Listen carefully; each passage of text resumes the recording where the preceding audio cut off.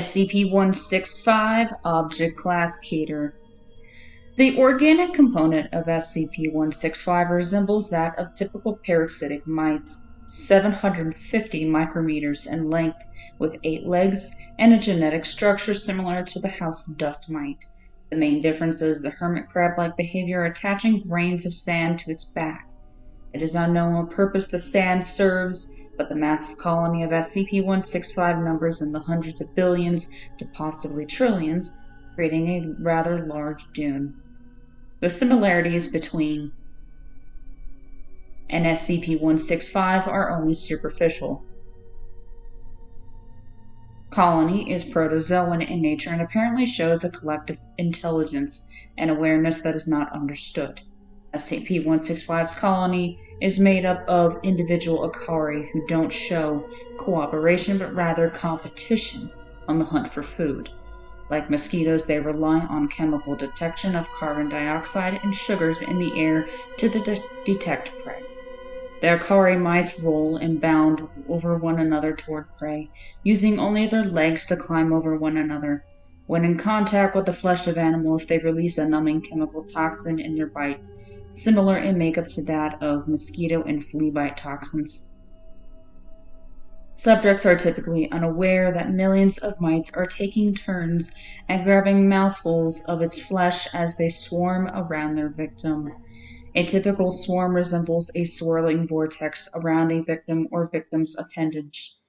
The SCP-165 colony is efficient enough in their competitive swarming that most animals' appendages can be defleshed and reduced to bone within minutes. The numbing toxin is so effective that sleeping victims may not wake up as their limbs are eaten away. The Akari mites are resistant to all but the most dangerous of pesticides. They retreat from heat and will often seek shade when available, being the most active during the night, hunting for large sleeping prey. Their vulnerability to heat is the most preferable technique for containment.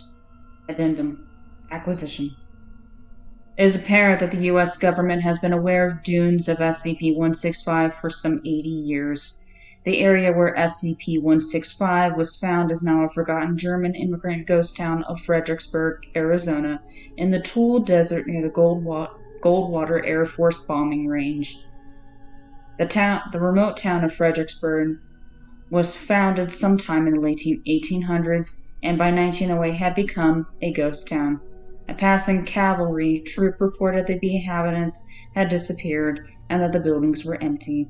They only attempted to stay one night in the abandoned hotel, only to have 7 other horses reduced to piles of bone. All but 4 of the soldiers fled in the middle of the night, saying that the sand was filling the building like a flood of water. Those 4 were never seen again. During the late 1950s, the U.S. military attempted to exterminate SCP-165 by turning the area into a bombing range. It was successful in reducing the numbers of SCP-165, but in the late 1980s it became apparent that a ground cleanup and extraction was needed to remove the presence of SCP-165. Mobile Task Force Epsilon 9, aka Fire Eaters, were dispatched for containment and extraction of SCP-165. Upon entering the town of Fredericksburg, an upturned sign was found reading, which translates to "Beware the creeping hungry sands."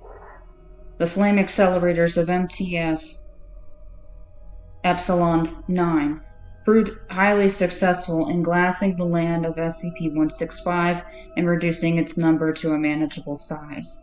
A living dune of nearly 4 metric tons of SCP-165 was contained and transported to ABC Area 14, where it is monitored and contained. Special Containment Procedures.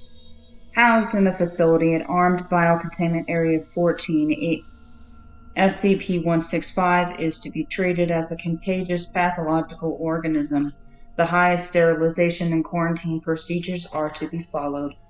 Microwave field generators around SCP-165's area are in place to restrict movement of its dune within its containment area. Once every 9 days, SCP-165 is fed live cattle weighing at least 750 kilograms.